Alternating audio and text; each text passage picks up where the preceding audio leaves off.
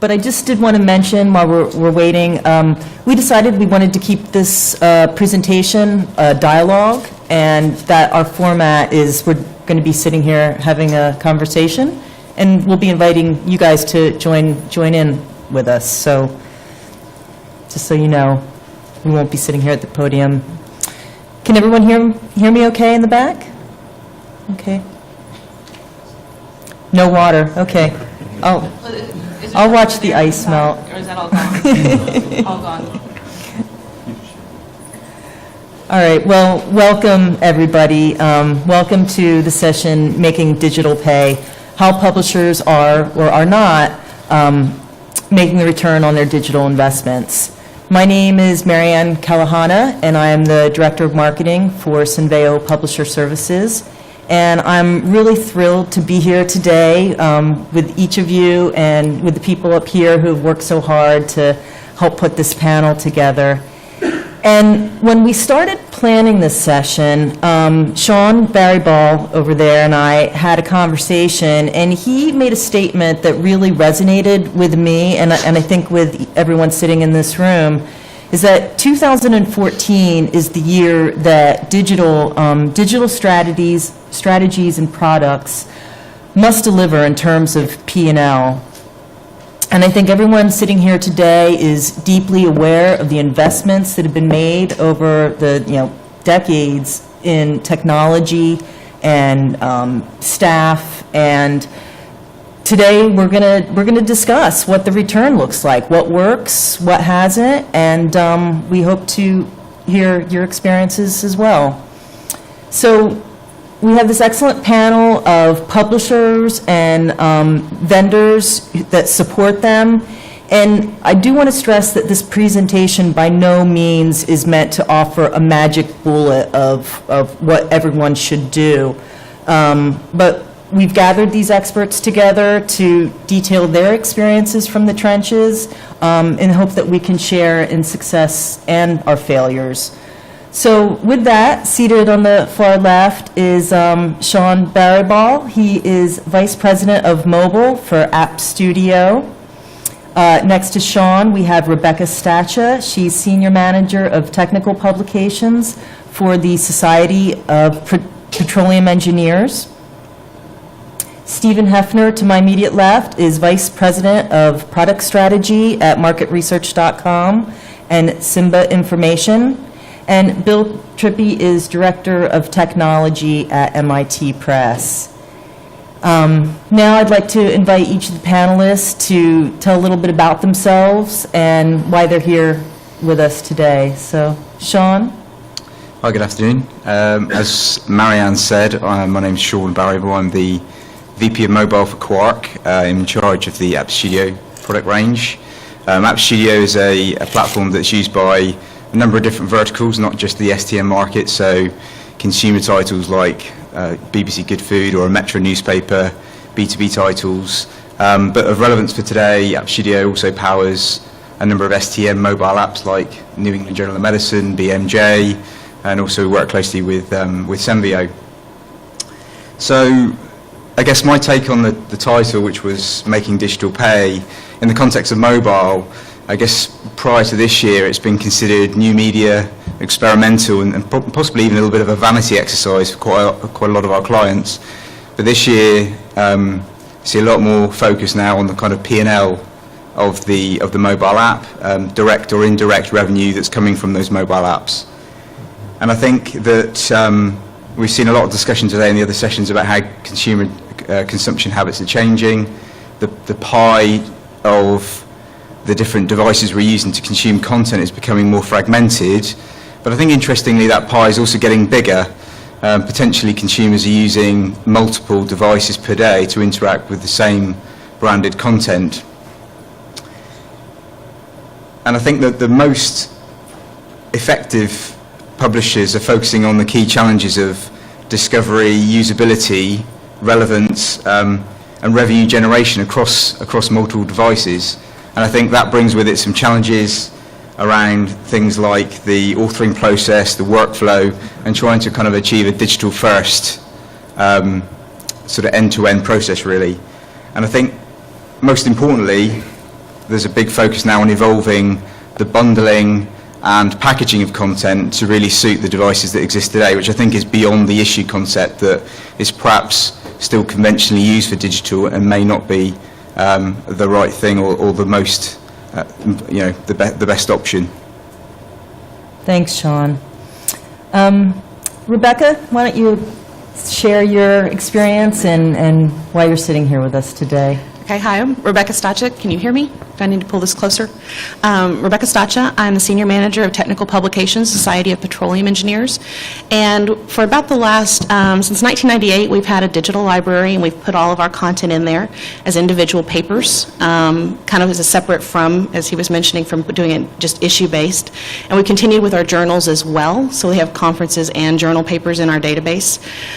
It's become very widely adopted within our industry, and it's considered one of the key pieces of places people go for research. So that database has really been key for us, but our creme de la creme of papers is obviously still in our journals and our peer review process, and we have 7 journals. This year we made the choice to move to digital only, and that was very well received by our members. And in part of that, we developed an app that was a native app, and part of the reason we did the native app as opposed to just doing responsive design was because we have so many people, and it was mentioned for medical and another one where it's still really hard for people to get access to the web, and they want to be able to do something that's really on the native app. And so we felt, at least for right now, it was important for us to move in and have a native app. We launched that with Symbeo in January of this year. And that's actually being well received. We're seeing a slow uptick for now, but as was said in a previous session, sometimes you have to be a little patient with the adoption, and so we're kind of watching that to see how it goes. So that's really some of the things we're doing digitally, and that's what my perspective is just that with my group of guys are moving so much worldwide that I really have to be able to work offline with them. So some of my digital strategy has really been driven by not having them available to a web constantly. Yeah, when I explain Rebekah's situation, I always say they are quite literally in the field and delivering journals to the location of her consumers just is not even viable. Stephen? Sure. Well, Marianne invited me to this panel for dual reason. For the past 7 years, I've been the executive publisher of Simba Information, which is a industry market research firm that is always looking at the STM and professional publishing space and publishes titles like the Social Science and Humanities Publishing, Global STM Publishing, and these are yearly market research studies and surveys with business intelligence and forecasts of the industry. So that's a piece of of our business that I've been involved in for a long time. But I think the other reason that you asked me is I now work for the parent company MarketResearch.com, the parent company of Simba, and my role is to bring digital products to market from our catalog of market research. So it's not exactly scholarly work. But it is certainly specialized content. It's market research in all different areas. So I'm kind of here to represent the aggregator. We have a different set of content, not exactly scholarly, but it has the exact same challenges. And I would say that if I had any bias, it would be, or that you might detect, is that because we're not in a scholarly position, we don't have a mission outside of making money. You know, MarketResearch.com is an aggregator that does this and does not have some other calling that allows us to say break even's good enough. So making digital pay is an imperative for us, and maybe we can share some of our insights from that. Speaking to just a couple of the issues there, I know that we're going to get to them, so I won't go in too much, but I'll also probably end up being the contrarian on the panel with a couple of unconventional opinions on some of these things. So. Thanks, Stephen. Bill? First of all, it's a pleasure to be here. So the MIT Press is a university publisher. We're considered large by U.S. standards, but to put that in perspective, we're still a couple of orders of magnitude smaller than in Oxford. We have about 30 journals that we do, and we produce about 200 new books per year. As Director of Technology, I have a pretty wide spectrum of responsibilities. I keep the phones running on time, and I work on the digital products. We also have, as you know, all publishers are in the data business, so we do quite a bit of programming around the various metadata repositories that we're responsible for. I guess my perspective on this, those of you know that this kind of publishing is not a high-growth business. We're challenged to continue to maintain both the top line and the bottom line. We see our opportunity especially around collections. So we have a very nice product called Cognet, which is a collection of books and journals in the cognitive sciences. About 200 libraries subscribe to it. And we are re-platforming that over the next few months. We're going to be relaunching it on an entirely new platform. And we are starting to use that same technology to deploy new collections. So we're actually in soft launch for something called Education Express, which is a similar model, a collection of scholarly materials in the area of blended and online learning, but it is open access and free. It's actually being funded by the Institute. And it has a different range of content, where Cognet is all post-peer-reviewed journals and books. Education Express is everything from preprint to reviewed to even some more, informal materials like presentations and videos. But we're very excited about this potential growth, and this is where we're really placing our bet. All right, well, thank you. We're going to get right into it. And is mobile a threat or an opportunity? And I'll warn everyone, we were up to 11 o'clock last night, almost on this question alone, so we'll be conscious of the time. Well, I think it's where I get to be the contrarian first, because, obviously a lot of this conference is devoted to mobile technologies, and as justifiably so. But when I first, approached this question, I was going to answer with the former. It's a threat. And the reason it's a threat is for the same reason that the digital revolution was a threat to content providers. We have made our audience in the world, the consumers, really accustomed to vast quantities of data being cheaper and cheaper and cheaper. So there's a commoditization of the product. And I think the move to mobile, in a way, is kind of that final step in the commoditization. Is not only is it plentiful and expected to be cheap, but now it's expected to be accessible everywhere. So in that way, I can start this discussion, I guess, with that contrarian attitude that mobile is a threat. And I'm not saying that, of course, a blanket, we should ignore it, but I do believe that in our decisions about how we're going to move some of the content that we have to market, you have to understand that mobile is not always going to be the answer for the particular product, especially from a profitability standpoint right now. Shaun?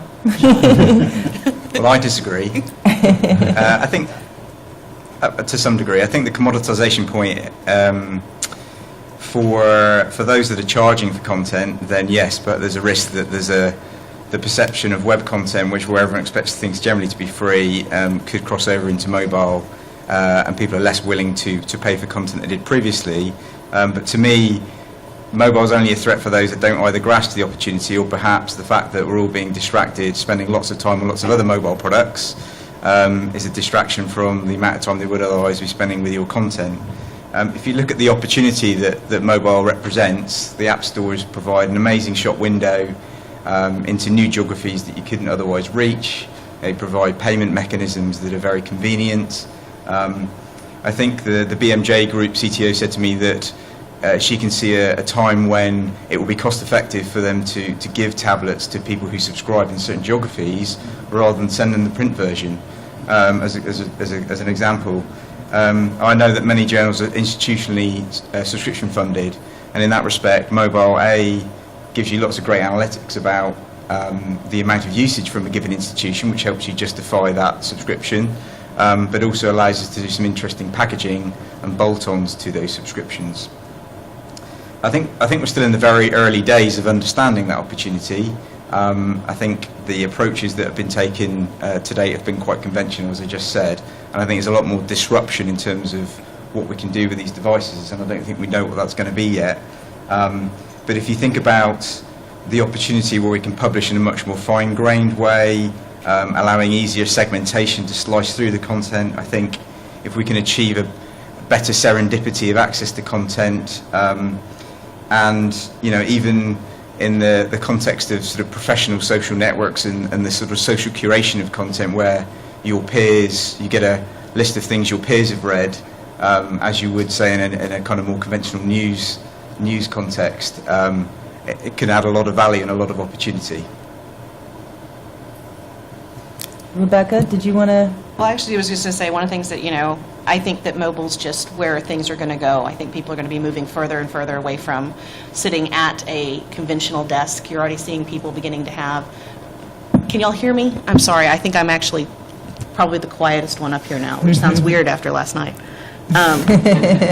But the whole thing is really that people are beginning to want to consume. They still want to sit down and they want to read their content if they're going to sit down and read a whole journal. So I think there's really that idea where mobile has to give you that feeling of still a book or reading something a little bit more than leaning forward or trying to do some of your things that you do on research. So I think there's a lot of opportunities. I actually agree with him on several of the opportunities he mentioned, especially with chunking up the content into smaller bites, and people are willing to pay for smaller pieces of it rather than a whole journal.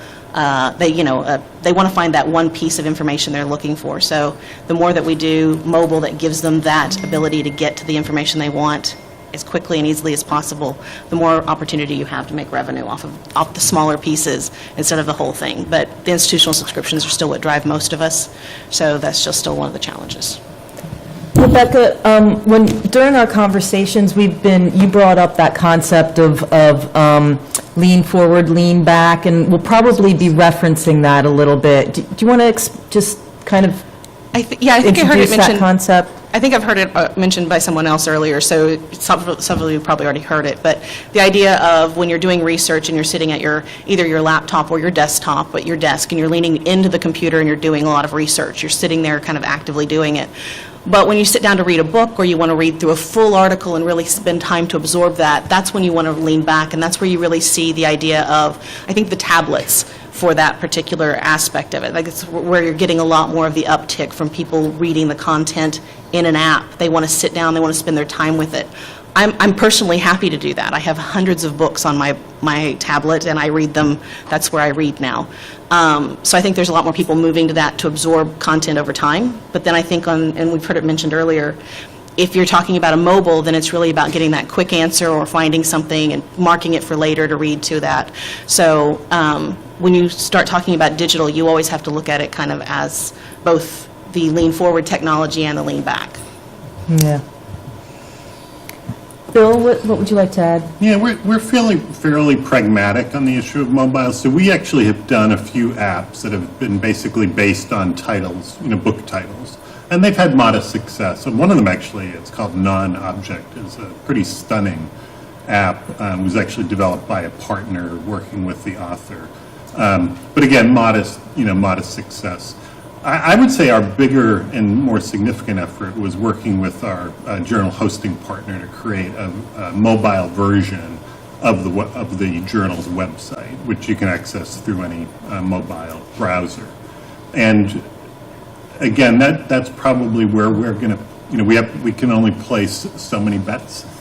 So I think on mobile, that's where we're going to place our bet, is on mobile access. I got something else here. Just one of the things about providing smaller amounts of content through mobile, definitely agreed that people want that. The title of the panel is Making It Pay, and a la carte pricing on content sets has been it's actually the opposite of what has been highly successful for most commercial publishers of late, who want rather to bundle products together and force people to purchase larger and larger collections on a yearly basis. So there's a threat there, and I don't want to sound like the threat guy, but there is a threat there to the profitability model, that you want to give people access in that way, but to just charge them for the single page, the single table, instead of the yearly subscription, you may cannibalize a lot of the existing customer base.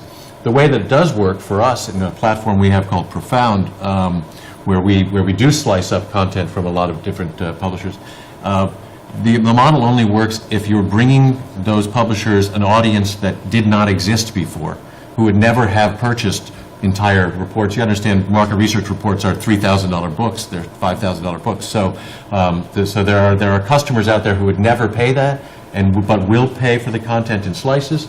That's great.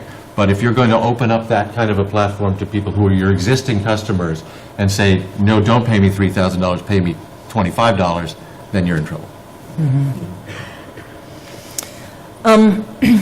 So something that's been going on parallel to our conversations and gearing up for SSP is Symbeo Publisher Services launched a survey back in February. It's ongoing. I invite you to jot down the URL, or we'll have these slides available and you can click through. But we're polling publishers, all sorts of publishers, to understand where they stand on this topic. And when we'll be shutting down the survey a little bit later this year, turning it into a report, and anyone who's shared their findings with us will receive a free copy of that report. So during our talk today, I'll be sharing some of these preliminary findings. We don't want to start talking about this too deeply because we all will talk about it all night, as has been evidenced from our planning conversations. But I do think these initial statistics are interesting, and the majority of folks who've answered our poll do offer an app. I can't even read that. I think it's 56%. Can anyone read that top? 56.67. So 57% of people are already offering an app, but there's still, just under half of the percent who completed the poll are figuring this out. And that sort of leads us to this next question. As more content aggregators bring journals together into searchable apps, what are some of the business drivers to make a single publisher app? And Rebekah, I invite you to start us off because you've been there, you've been living this past 2 years. Right, so I guess my answer on this one is still what I answered first off, was it depends. It really depends on what your business drivers are, and that's something that every publisher has slightly different ones. I'm a nonprofit, so some of my drivers are not necessarily about making that bottom dollar. But the other thing is we've built a platform that isn't it's an aggregator in and of itself. It's one Petro. It is an aggregator of content from multiple societies that give us their content. We put it out there. We then sell access to that database. All of our journals are already in that. The moment that they go out into an issue, they're in that database. So, and we sell all of our institutional subscriptions to that. So I don't have necessarily the luxury of then going to some of the other aggregators and being part of that. So we actually decided to make a standalone app that is just for our journals, and we put all of them into one app. We didn't want to do separate apps for all of our journals. We thought that was incredibly difficult for our users, was really the driver on that one. We thought that most of them have more than one journal subscription with us, and making them go, especially the individuals, making them go to multiple apps was the wrong attitude to take. So we went ahead and made a multi-journal app that was specifically for us. It's been really positive as far as what the quality is. Like I said, I keep saying I apologize. But we launched in January. It's been fairly successful so far. The biggest thing we got out of doing that journal was that app was the fact that it made it much more palatable for us to go digital only. And our members actually felt like, and the attitude we took is, we're not taking your print away, we're giving you this wonderful digital version that you can take anywhere with you. And my group, like a lot of you out there, they're very, very much into the tech world, so this has been fairly well accepted by them. Did that answer the question? Yeah. Anyone else want to jump in? Shaun? Yeah, sure. So when I was Marianne first asked me the question, I think that knowing this industry, the nature of the the importance of discovery on particular topics and cross-referencing citation would make it a natural thing that you'd want to be involved with a particular aggregator. But in many ways it's also simply reflective of the Achilles heel of mobile apps, which is that they're not very searchable, they're not easy to access via URL, and they're quite they're sandbox of content right now, which is a major downside of mobile applications. It would be great if we could enter a Google search and also include the content within lots of different apps, which is what we'd all expect to do, and we can't today. In other verticals like newspapers, aggregators are embraced. You'd want to do an app, you'd also want to be on a Flipboard and a Pulse and everything else. And they focus on the value of their content and getting it to as many people and making it as accessible as possible. So I think, my recommendation would be to give yourself the flexibility to do both. And that's partly about making sure the content is in a format that could be deployed to an aggregator, but also within your own app, and that's where something like HTML5 plays an important role. And I think as long as your content strategy is flexible enough for that, then aggregation in your own app should be both an option. Right. Yeah. Well, it's not just your content strategy, but also your business model there, and I appreciate your supporting aggregators. Woo. We're happy about that. Because, it is a both-and situation, and it does depend on a lot on this mission idea that does the aggregation help your mission more than it hurts your bottom line? That's a good way of looking at it. Yeah. Again, perhaps too pragmatic a point of view on this, but we've thought about this actually, and let me make one statement up front, because I'm still new enough to the MIT Press that I'm still a fan, right? So if I sound boastful at times, that's that part of me, Plus, I really love my colleagues, and they've done all this hard work that predated me. So, having said that, we say to ourselves sometimes, boy, we have a great brand. The MIT Press is highly regarded in certain disciplines. People actually know our books by the publisher name, at times. And so we've said to ourselves, perhaps a publisher-based app, makes some sense. But then we publish across so many disciplines that the people who read our computer science books have no interest in our architecture books, and vice versa. And we have that same span of disciplines on the journal side. So we end up sort of, leaving the meeting having made no decision yet again. But one thing that this panel educated me on was the potential for apps to be essentially a way of building a relationship with the reader. Because we maintain a relationship with our readers as long as they're within the walls of an institution where they can get our content for free. And then as soon as they no longer have that, we probably lose most of them. So that's really gotten me thinking about maybe there is an app for us that allows us to sort of tether ourselves to that reader when they move beyond the walls of an institution that's giving us the content for free. So I stole an idea. I hope nobody minds. That's good. And I think that's a great lead into this next question is, how do we measure and define success for apps, digital? What business intelligence can publishers gain from the mobile experience? And what are these new metrics that we should be looking at?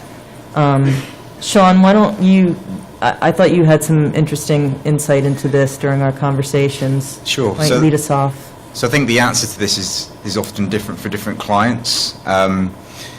Typically we would encourage clients to think about the importance of the number of, say, unique users, or the repeat usage, or the number of times people are using the application, as opposed to things like time spent or page views, which arguably, if the app has got a very intuitive user interface, your customers can get to their content fairly quickly and get in and out with the content they wanted. So there are some metrics that are less indicative of a good experience. With our clients, we tend to think at a slightly higher level, or encourage them to, which is to think about a pyramid of value. In other words, at the bottom of that pyramid, you've got a huge user base that aren't particularly valuable to you in real terms, and at the top of the pyramid, you have your most valuable users, and they might be those that are, logged in and registered, subscribed to your content, using it daily. So if you think about that, the mission then is to move everybody up the pyramid, and there can be some very specific things that can be done with the marketing, the app experience to move people up that pyramid. And we always find that's a very useful way to think about how to tune and drive profitability and the revenue or value, in quotes, of the solution. Did anyone else want to add anything? Rebekah, you've been looking at analytics for a few months. Do you? Well, no, I actually agree, and he in some of our discussions, he helped change some of the minds of what I was looking for. But he's right. It's about member engagement. It's about how happy they are, and in some ways, one of the things we are doing is we're not making. You can purchase in the app. You can purchase a single issue, but we still run subscriptions through our website as part of everything for individual subscriptions. And so, one of the things that we're looking at is, are we going to start seeing an increase in our number of subscribers, our individual subscribers, because they're beginning to see the value of what we're offering. So that's one of the big things that we're looking at is really, are we increasing at least that bottom number for us, the big number, and then from there we'll see how much engagement we start seeing. Are they annotating? Are they taking notes? Some of the other analytics that we can start gathering around that. Because I want to agree with you on one thing that's very dangerous. Now, this is me with my market research hat on. Is when we were looking at some of the platforms we were building for our partner publishers, and we were impressing them and the customers who were subscribing with the high usage numbers. But then we did a customer survey, a customer satisfaction survey on some of those, and found out that the high usage was actually more affected by the pricing model, which all of us could, they had subscribed to the year, they got all you can eat to some of these collections, so of course they could consume it faster, and were encouraged to do so. But also the discoverability or the functionality of the platform itself, the worse it is, the higher the usage appears to be, because they're downloading more stuff that's not the right stuff. So there are confounding, like in this kind of new world, you do have to be careful about, time on site could mean your site sucks. That's right. Right? Yeah, That's right. So, right. It's a strategy. yeah. Okay, so this was a question from the survey, and it's how do you describe the app you currently produce? And what's interesting here is that print replica is still the #1 way people are describing the content that they're putting out digitally, and then just below that, almost equal, is custom app and functionality. So that sort of leads us into this next question. What role should PDF play in this journal mobile publishing world? None. None. I hate the PDF. I've seen some people try to be nice about it, the American Chemical Society. But basically, it is the thorn in the side of those of us who are trying to develop, as aggregators, trying to develop robust functional sites that involve multiple sources from various levels of sophistication in their publishing output. So, it's great if you've got XML built into your workflow early, fantastic, send me your XML files. But most of our publishers are scattered around the world, and we are getting PDFs that are just plain old PDFs. And we have to figure out how to make them workable to play nice with the other documents on it. So. There, that's me being contrarian again. So from my perspective, we sort of see this as it has to be an evolution, not a revolution. PDF has been around for a while. Everyone's used to it. So in many ways, regardless of how good a job vendors like myself can do with the technology in HTML5 to move away from PDF, there's a whole education piece that needs to happen with the consumer audience to understand these new ways of consuming content beyond PDF. So to me, PDF can still be sort of live alongside some of the newer, cooler stuff that we all want to do. And yeah, sure, I think I'm pushing against an open door when I say the stuff we can do with HTML5 around responsive design, analytics and interactivity are exactly what we need for these small screen devices and the fragmentation that they represent. And you guys have all invested in, a lot of the journals have NLM, JATS, all these XML standards with the content. So let's use it. Let's use that to drive some HTML5 experience. But I still see sort of PDF as a supplementary option alongside those for a while yet, until we've done that education piece. We're doing both. So our default is to have an XML workflow where we can. So most of our books have an XML workflow, many of our journals. And then our delivery is HTML derived from the XML alongside the PDF. So any of our readers in most of our scenarios are able to read a version of the content in HTML and download the PDF. Where we are challenged is in some of the sciences, where the PDF representation is perfect, right? And it's beautiful, and it's exactly what was envisioned by the authors and the editors. And when you try to turn that into HTML, all heck can break loose. And we have to be very careful about it. But as you know, the market's demanding it more and more. So for instance, we've had a demand recently to produce more of our books, computer science books especially, in reflowable formats, where we have to work very, very hard to make sure that those reflowable formats are faithful to what the authors intended. So we're determined to do both, but it's hard to do both. Yeah. So this is actually one that, a bit from the survey that we are going to talk a little bit about. And this question is, select which platforms are currently profitable. And, almost 73% state that the web platform is the most profitable, followed by digital edition, a replica.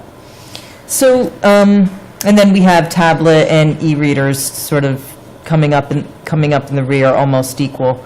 So, Shaun, why don't you share your thoughts on this and the evolution? How you see this is going to be changing over the next, year to 2 years. Sure.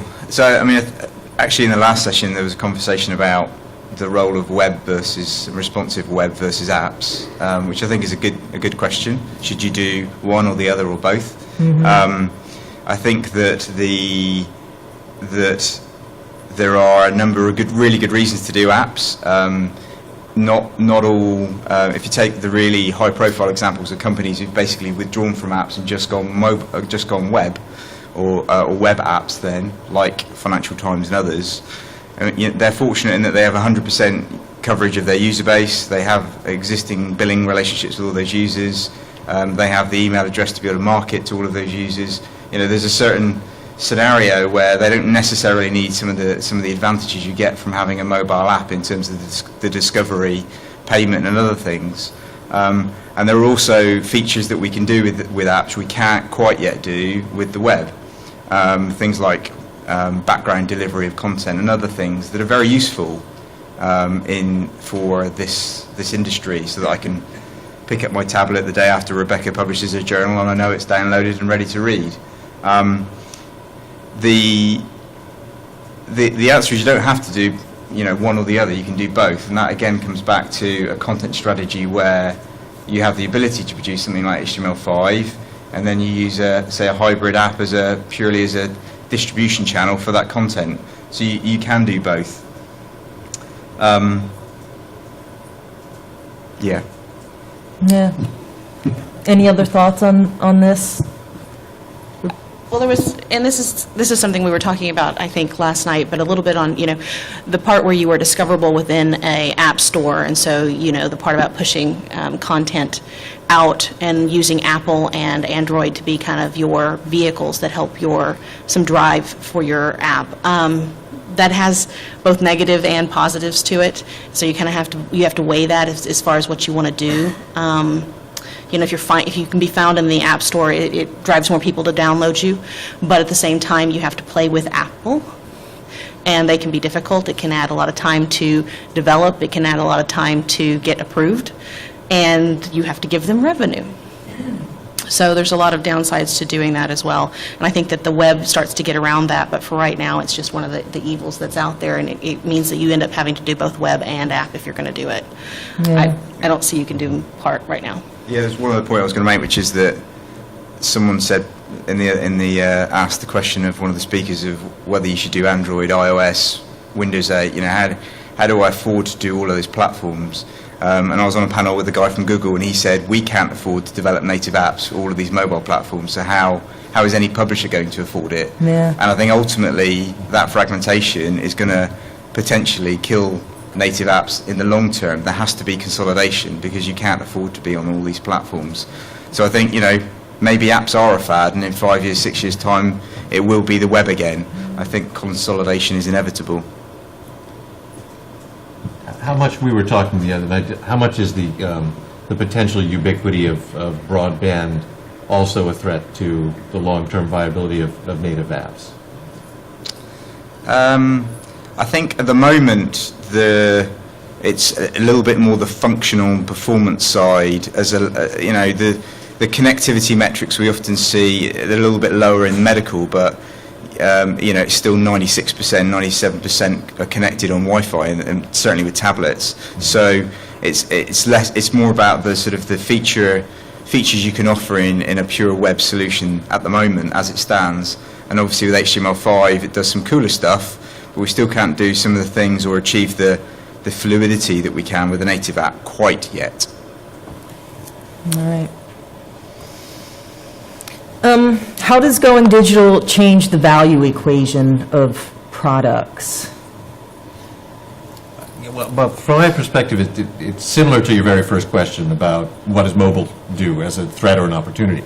The content itself, as much as we know content is king, it's not really. It has been devalued to some degree. So we have to rethink the way we're going to calculate the value chain of the thing we're producing. So there's the content set, which actually, if you think about some of the products that are being offered to librarians, they go, oh, the price is so much high. But if you like price per character, the price is really, really low because there's so much of it. So you have to look at, all right, is the functionality of the app or the platform the main part of the equation here? Is the searchability or discoverability of it on the web the main value of what you're providing? Is just is there some just sexy way it's being packaged that is provides some value to it as well? So I think that we need to look less at loving our own stuff, our own content, and start to see the products as unique, distinct products that have multiple attributes that add value and add up to the price. It is different, I do believe, for every industry too. I mean, certainly the scholarly content has a lot more value than the People magazine content, but it's still, I mean, I think for this room we're generally in a happy place compared to, say, the music industry and others who'd be saying you guys should be happy with the opportunity you have with mobile. I think there's some curious side effects on the value equation. Having to submit through Apple and what they will approve and what they won't has kind of almost dictated that journals can't necessarily have the app they would perfectly want. They want to own the relationship with the customer, both billing, data and everything, and obviously Apple has their view on that. So there's some side effects of app deployment that are sometimes complicated for us to explain to customers who don't understand why Apple won't let them do that or let people register or pay using their own subscription system. But I think also the value equation, it's all about discovery. So Google and Apple represent a huge amount of value in terms of owning that shop window. And also finally the sort of the bundling side. I think the value equation, the way that content is bundled and packaged, will change to offer more flexibility. Rebekah, have you seen any changes or had anything from your customers since going digital only? Well, I've only got a couple of months, so I'm probably pretty new to saying there's any kind of shift, and I would say my industry, like many of ours, is not one that adopts quickly and blows things out of the water, unlike our keynote speaker this morning, where he went with, what, 1 million things categorized in a number of days. So no, I haven't seen some of the things on that, but you approach things with packaging it, and you consider mobile to be part of the, whatever you're offering on the web or anything you're doing in kind of a database. I consider the mobile piece to just be an aspect of that, and doing multiple products that are then, as he said, smaller pieces put together in different ways is one of the things you're going to see, and that's one of the things you have to start taking your journals apart. I mean, the issue-based, volume-based thing is going to be challenged, I think, going forward. Right. So, I'll answer this with an anecdote. I do some adjunct teaching at a community college, and I think it was 2 semesters ago was the first time in over 25 years of teaching that I got to the first class, and not a single student had the textbook in front of them. And which, as both the instructor and as a publisher, I found very worrisome. And I can be pretty, I don't make the students feel guilty. I ask them, and they answer me honestly. And they do everything. I mean, they share copies. They download pirated copies.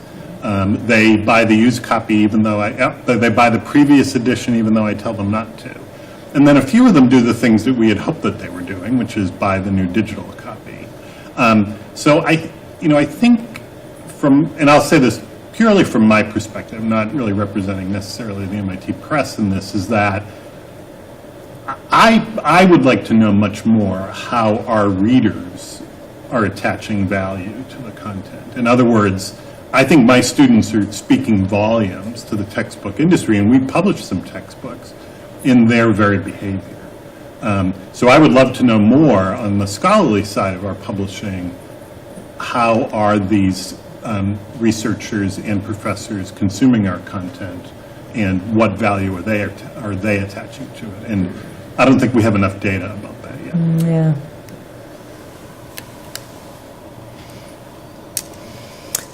So, here's the question that we all wanted to know, that I certainly wanted to know when we released the survey, is your digital platform profitable? And almost 70% say yes. Now, it's a very broad and open question, and of course, the people we're asking have a vested interest, right? But I was still heartened to see that we were above 50%, so far with that. And that leads us into this topic. What monetization methods are publishers using to generate revenue from mobile? When we talk about this, we can think about advertising, digital-only subscriptions, subscriber access, micropayments, in-app purchases. So, Rebekah, would you like to lead us off with this? Okay, well, the biggest thing is obviously institutional subscriptions run us all, so that's probably the biggest thing to consider. For monetization, you're still selling those subscriptions separately. That's to the web for most of what you're doing. So I don't think I've seen that much for advertising. I think we talked about it, and we said really that, and several other reviews chime in on that one. Advertising really isn't a revenue stream for us, so we're really focusing on subscribers. In-app purchases we consider to be a bonus at this point. That's just not one of the drivers for us at all. A lot of this is about member engagement for us in the mobile aspect, and so monetization inside of the app is not one of the things I'm spending as much time on. So I think the revenue he got from their app, I think it was $130,000 for last year. And that's great. Obviously, if you do the sums based on the fact he was the #1 medical app, in many cases, that's just over $10,000 a month. So that gives you an idea what the #1 top grossing app is doing in that sector. I think with some of our clients, they have used the app to drive value in quotes beyond, say, just in-app purchases. So, for example, with the British Medical Association, their apps now drive more qualified users into their CRM system than all of their other channels put together. and they then use that to monetize and upsell to other products. So that for them represents a huge value in terms of the wider organisation. I think obviously institutional access is very common, and it's pretty typical that we're seeing clients do some innovative stuff where they add digital packages onto their existing subscriptions, and that's probably the easiest way for many of them to get a big ticket number against the paying off the kind of app costs, the app build costs, etc. Advertising wise, that seems hindered in this space by some of the legal requirements, particularly medical, where certain ads can't appear next to certain pages, especially in certain geographies. It's been quite mind-blowing to try and get our heads around how to serve ads into medical journals compared to other verticals where it's much easier. I also think there's a little bit of a print mentality there in terms of the conventional approach to advertising, and for me, advertising has to go the way it is on the web in terms of a sort of a serving ads in real time, targeted, etc., into these solutions if we're going to deliver more value, and also help the monetization of back issues, which are still have a long-lived shelf life compared to other types of content. So yeah, that's kind of my thoughts on that.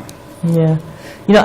When we were talking about this, last night I was saying I'd be interested, just a show of hands right now, on how many people are using ads right now on a digital platform. Interesting. Stephen, did you have any thoughts? Yeah, I mean, there's monetization of the backlist, which has really been the boon for us in terms of taking content, because market research content is probably the only thing that's more perishable than the medical content.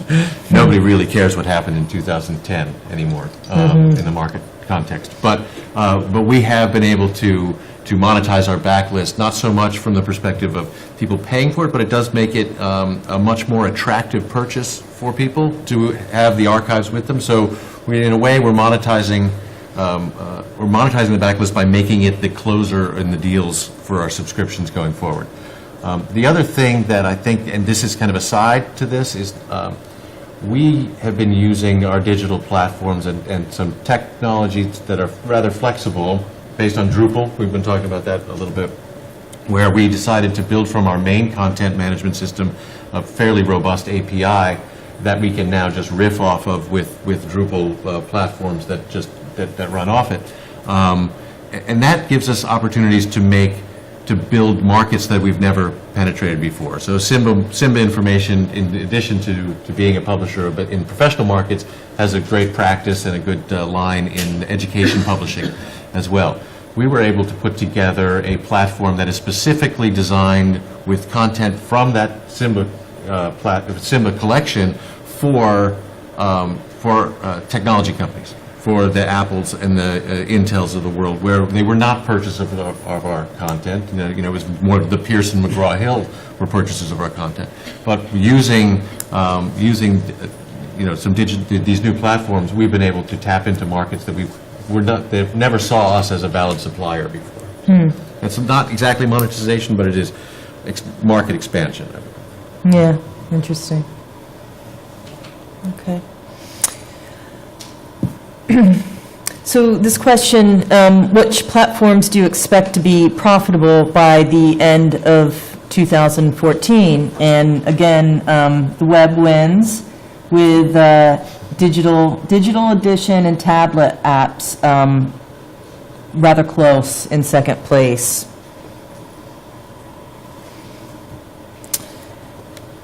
So what are the biggest challenges in journal mobile publishing, and how can they be overcome? Who wants to go first? Journal publisher.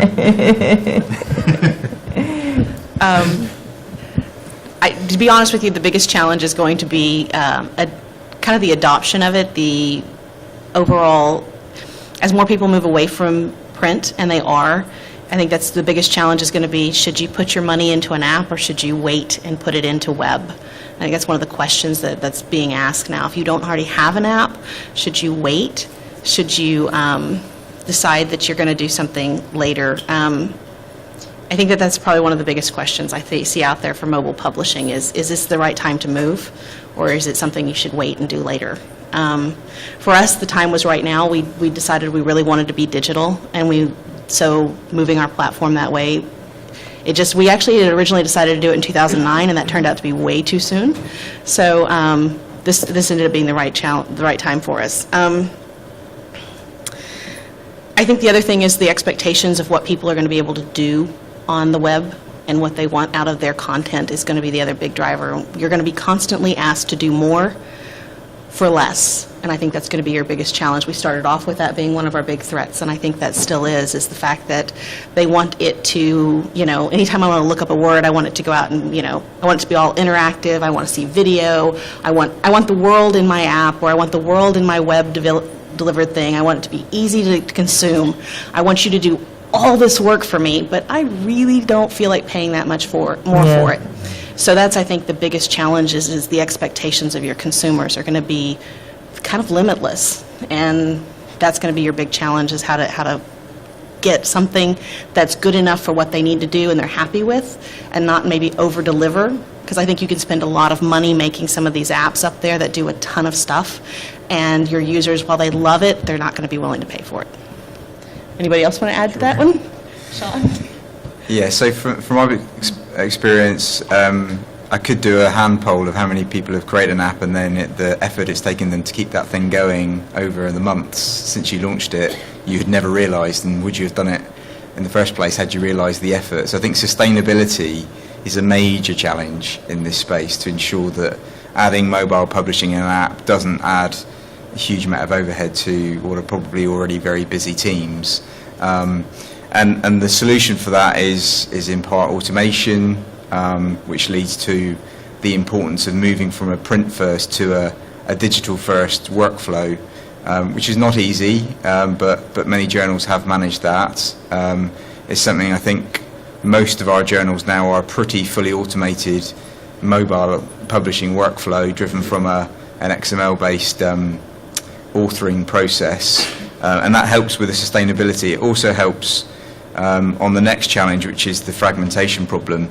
The one thing we know is that there will be another device launched tomorrow and the day after or whatever, and Windows 8 may get more popular, and Google Glass is coming, and who knows. And I think that all we know is that you're going to need to be sufficiently flexible to be able to take those opportunities and adapt to them, and having a flow which allows a workflow that allows the automated templating to mobile, for example, gives you some of that flexibility.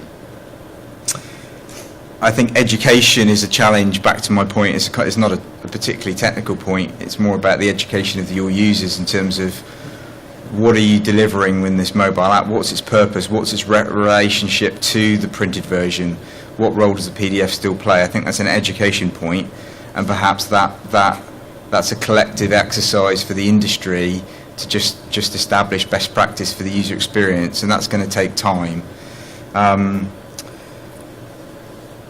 But I think, yeah, just to finish then, those that really give themselves the best opportunity to adapt to the new opportunities will be the most successful, and that for us is a kind of an exciting opportunity. Rebekah, I have a question for you.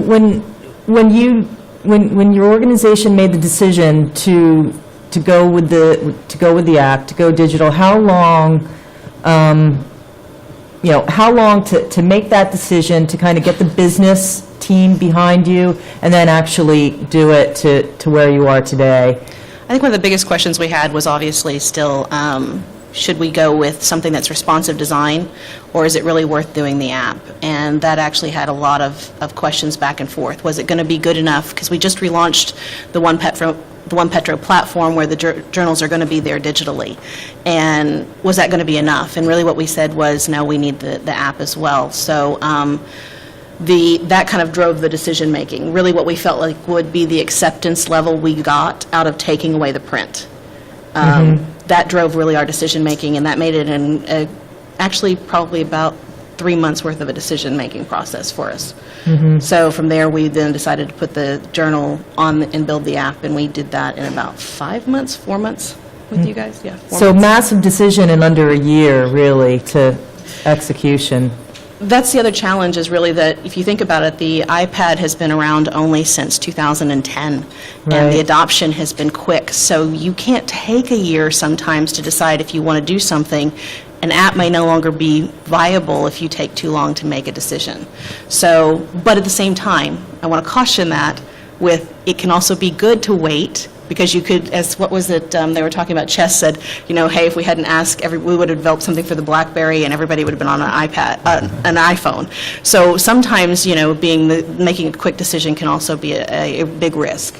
So I think that's just, part and parcel with what goes on in mobile right now. Yeah. When you make the decision, you have to look at your current business drivers, but you also look at where you want to be in about 3 years. And looping back into what the earlier session we were in was, you want to have a mobile strategy, and you want to figure out where you might want to be. And I wouldn't encourage you to look further than 3 years out. If you're going to 5 years out, you're really in kind of nebulous areas. La la land. Yeah, you're We just don't not going to know anyway. where we're going to be. So, kind of look at what your digital strategy wants to be, but I would caution you to go too far out. Not to tout market research too much, but it is important.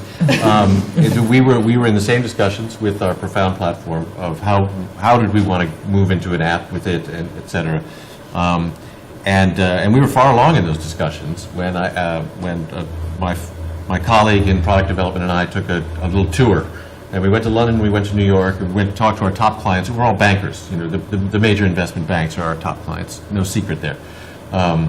And not a single user of our Profound platform uses it on a mobile device or a tablet. Not a single one. They all use desktops to the last researcher available. None of them uses mobile. So it is something to think about, is that, yes, it's a trend, but is it a trend for your content in your top clients? Don't just sit here because we know that there's now an iPad for every man, woman, and child in the world. Doesn't mean that the people consuming your thing are doing it on that. So. I think, I'm going to be pragmatic again. There's still a lot of hard work left. Where we have an XML workflow, it's very easy for us to produce our content. Well, let me make that caveat again. Certain disciplines, it's harder. But, straight ahead text, even with some tables and light mathematics, it's very easy for us to go from XML into various other formats. Where we have other workflows, and we still do, in 1988, I predicted LaTeX would go away. And, anyway, that's a joke for some of you, but not all of you. We still have LaTeX. We still get things in InDesign. There's somebody here in the audience, I think, who actually does some of this torturous workflow from InDesign back into XML and things like that. I got her the largest monitor in North America, to help her be productive with this. So it's very pragmatic, but it's still, it still stands between us and, being able to do this in a full way. All right. Well, now we'd like to open up for any questions to anyone here. Yeah, hi. Stuart Maxwell from Scholarly IQ. I saw some recent data come out from Rob Granger in the UK at Stonehenge, and I was looking at mobile usage, actually in the media side. They found actually there's a higher propensity to purchase, even at a lower price, for a weekly update on mobile rather than monthly. And they also found that even publishing less content on a weekly basis had a higher propensity for consumption, even though compared over a whole sort of monthly scope. Have you any of the panel looked at your data that way and seen that kind of behaviour as well, about regularity, about pushing on mobile? Oh, that's interesting. I think so. Shaun? Sorry, just to make sure I'm clear. So they're saying publish less frequently or publish more frequently, so right? It's kind of like better to price something at like £1.99. Yeah. Do that on a weekly basis rather than £10 per month. Sure. And rather than publishing sort of 400 pieces on a monthly basis, Sure. cut it down to 50 pieces on a weekly basis. Sure. And actually there'll be a higher amount of usage Sure. on that weekly push, even though there's less content. Yeah. for growing? So it feels like it has to go that way, in my view, and there's a little bit of a kind of a very commercial point about the reducing the barrier and the commitment level for somebody to sort of take the leap, and then you get them into it. And as you say, I think the guy next door used the cocaine analogy, cocaine methodology as he described it, which I thought was a good one. The challenge we have when we talk about that with our, so like with New England Journal of Medicine, they have an option on the app which is the online first concept, which is see the latest stuff, and that's kind of updated all the time, as opposed to an issue which you consume on a weekly or a monthly basis if you're other journals. The problem that they always have with that is ensuring there's a feeling of closure. It's kind of, yes, you publish weekly, but if you get too frequent, then the users like to know they've consumed that particular batch of content. So it's a balancing act. I mean, I think most users are very comfortable now with news apps, and you go in and you read the latest stuff, and you're pretty familiar with it. But I think there is a little bit of a balance to be had with the kind of the psychological issue of closure in this space. Yeah, I could see that both for the consumer of the content and for the publisher. And I know when I get busy at work and, my personal reading stacks up because my issues are stacked up, I start to get a little crazy. Oh my gosh, I'm behind. Don't talk to me for a weekend. I need to read all this. But then, a consumer on my iPad, when I go into my Flipboard, I want new content there. I want it in the morning and I want it in the evening. I want that refreshed. So it's an interesting thing to think about. That's the case, and your example is a news and awareness event, right? Right. If you were a medieval poetry database, it really wouldn't help. Yeah. Right. It was kind of, even when they looked at the total figures about, because of the propensity thing, the revenue created out of it was better. It made digital pay in a better way. Things like cocaine. Especially with a zero cost of sale, essentially. Yeah. When you get into higher priced items where we're looking to shorten subscription times on some of our things, the sale cost, we have stat with, somebody has to hold their hand while they do it, because nobody spends $5,000 on their credit card without somebody holding their hand. So you do end up with a cost of sale that starts to make that a prohibitive thing. But I think there is we have got clients who started at £5 and they dropped down to something, a 99p offering, and then they ended up at $2.79. If you do your sums at the end of the day, that's kind of where the sweet spot is. I think other clients like BMJ have taken the content and then sliced through it differently. So they've done a cardiology bundle and then done it by specialty and charged less for that than the full suite of content.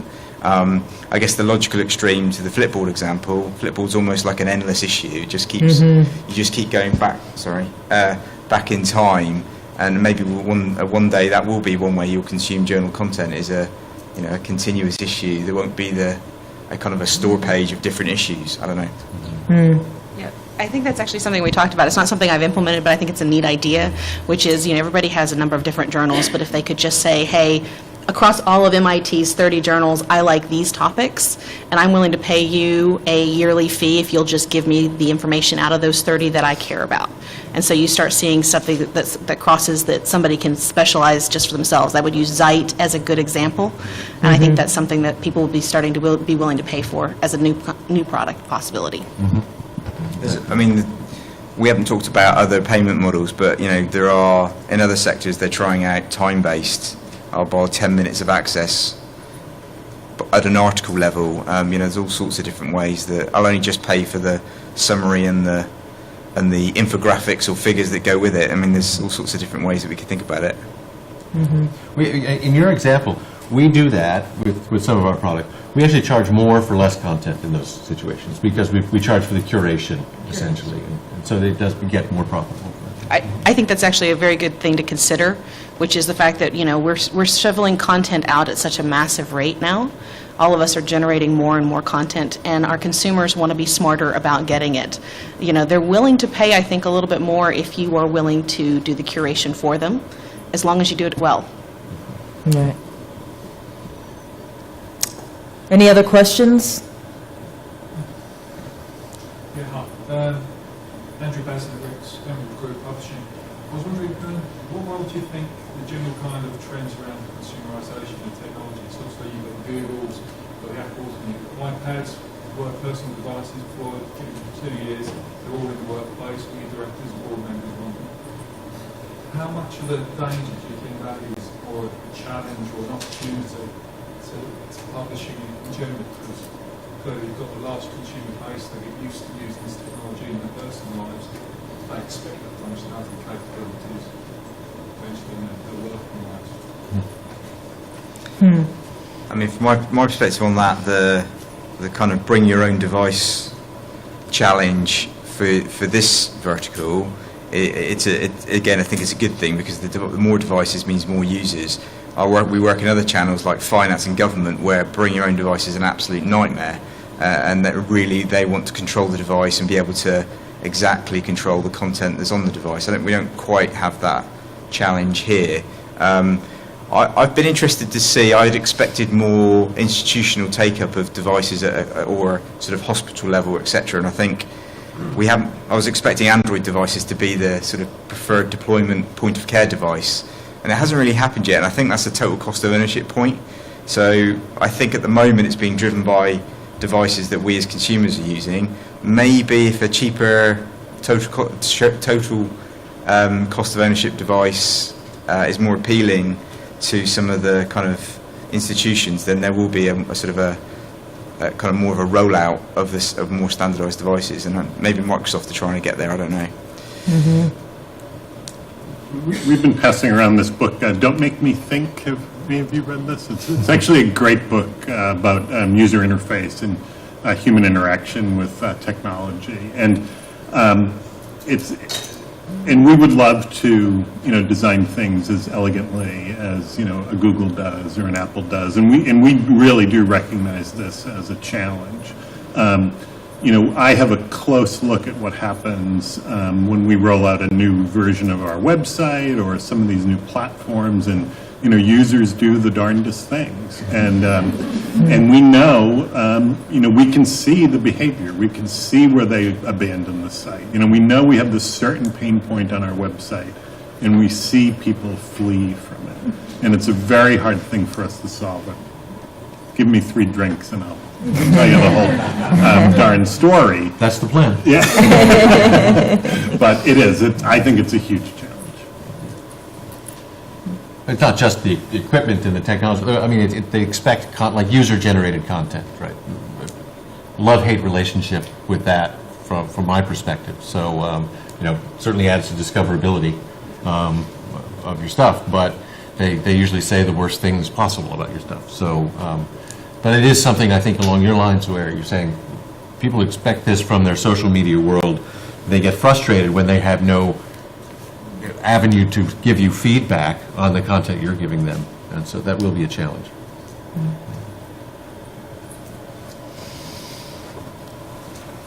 I know that we're what is standing between you and the cocktail reception, but End this story. yeah. Are there any other questions? Yes, please. So I was really interested in this point about educating people to move away from the PDF, because we are constantly launching these surveys where researchers say that they prefer reading the PDF version of the article. And we've done all of this work to enhance the HTML version of the article and make it interactive and adding all these features, but yet they still say they prefer the PDF. So I'm just wondering, when you say that, what specifically could we be doing to educate people to move away from the PDF? And even in the mobile environment, how could that play a role in moving people towards the HTML version? Sure. So I think, as I said before, people ultimately still probably for the next decade will want to print stuff out. So offering the PDF alongside the optimized version probably is going to be with us for a while. I think the onus is on us to demonstrate the value, probably a couple of things. Number one, add value add value where it adds value. In other words, there's been a lot of debate, especially in the sort of richer consumer titles on tablets, about how much enrichment is really adding value. So I think there is an absolute focus, first of all, on if you've got an HTML5 experience, enriching where that adds real value. And I think the onus is on us to come up with the UX for journals where users go, you know what, this is easier for me to use. I understand why you're doing this.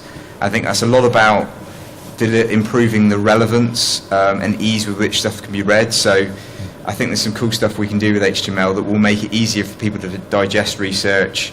And I think that's sort of driving a more relevant experience is the big opportunity, which I think will make people, that's now what I expect. The PDF is just a huge thing.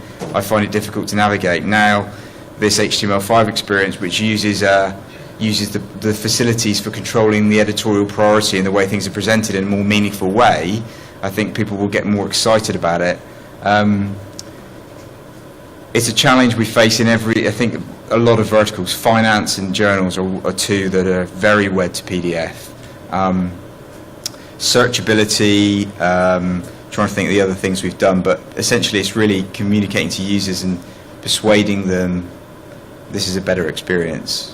Yeah, and don't you think demographics too? I mean, it's going to sort of naturally fade away as the younger generation is Waiting for not people to used to die is a P- good strategy. I didn't want to say that, right? But, It's true, right? yeah. I think it's to some degree, but I think that's also where consumer apps help us, because if you see the kids expect to be able to pinch and zoom every image, and the things we see in the Flipboards of the world, people naturally kind of going to want to expect to see in journal content, and I think that will help the situation. Mm-hmm. Maybe I should start a committee, like, ban PDF, PDF with the slash through it, like yeah. We'll have those next SSP. I think Yes. I think the more that you move also to multimedia is going to be that the more that you find the limitation in PDF will become more unacceptable. The more people are wanting not only have an article, but have a video that helps them out, or have an audio file that's in there, and the PDF just doesn't support that. So I think that's one of the things that's going to drive the changeover, but I'm not going to say it's going to happen soon. Or maybe, actually, I was going to say that the smartphone may also play a key part in that the PDF really are very poor to read on smartphones, and actually some of the UX we're trying to do for journals on smartphones, which is really hard for a 100-page document, but there are some clever sort of navigation things you can do. I think that will help really show the value of the investment you guys are making in HTML, and perhaps accelerate the kind of move away from PDF. Mm-hmm. Against the wall? Yeah, so Cuba's voted from Walter School. I'm kind of wondering whether we're trying to solve a problem that doesn't really exist in media. So, I think when you're looking at research, one of the reasons they take the PDF is they want the version of record. When they're talking about later write their paper, they want to know this is, at that point in time, this is what the research said. Right. And whatever you're running around it on the site, I know that this is what I'm citing. And so I'm wondering whether, if 80% of the users on our platforms are coming in, grabbing the PDF, going away, shouldn't we be listening to that more? That was absolutely true of our experience when we were again talking to the bankers. We were giving them a platform with a lot of great bells and whistles. They could annotate the stuff, the usual things that the scientists would probably want to do. They've absolutely rejected it because they needed to have the original image of the PDF from the publisher, straight from the horse's mouth, essentially, and for legal reasons. So.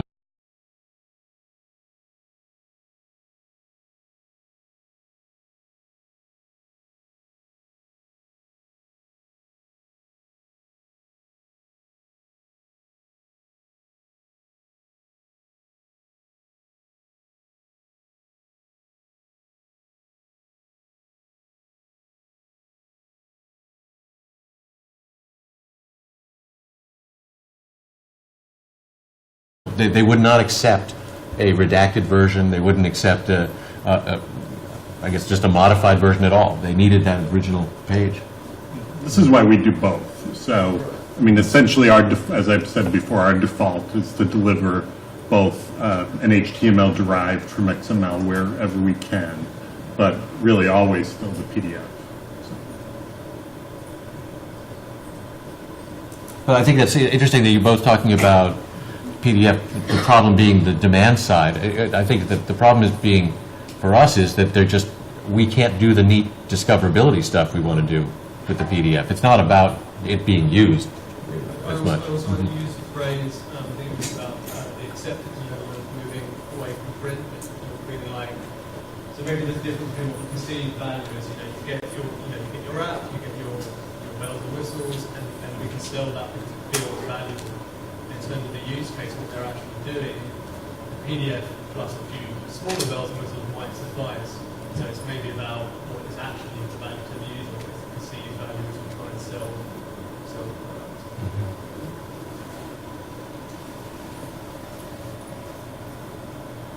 Any other questions?